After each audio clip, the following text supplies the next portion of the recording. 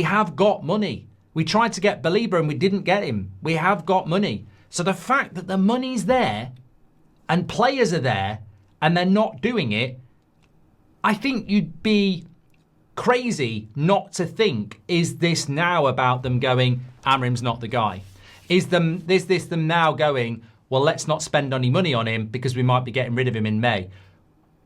That's my conclusion, because we know we've got the money and we know we need the players and we know we're crap. And regardless of, and this is the common sense approach. They're obviously not very good, because if I'm Jason Wilcox, I'm saying, well, look, Amrim might be going in May, but I'm not going, am I? So it's quite easy for me to go, I can bring this player in January that will help Amrim, but even if we get rid of him, it'll help the next manager because he's better than what we've got. Like, midfield is basically what I'm saying. If you buy one or even two midfielders in January, they will still work for the next manager, because whether it's a midfield pivot or a midfield three, most midfielders in world football can play both. So if you could get Elliot Anderson, which we won't, he could play in Amrim's system and he could play in the next manager's system.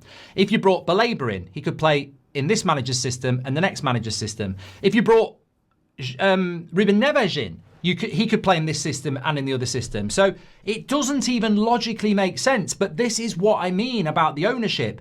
They're so bad, they probably would think, let's not buy any players for Amrim, let's keep it back for the next manager. But if you've got a good director of football and you've got an intelligent owner, you would say, well, actually, it's a win-win because we've got the money.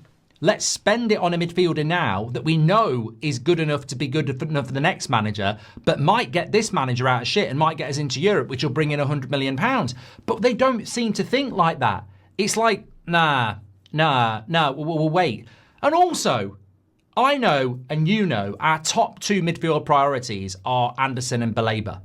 What would you say as a percentage our chances are of getting even one of them in the summer? Very low if this carries on the way it's going, because we won't have Champions League football.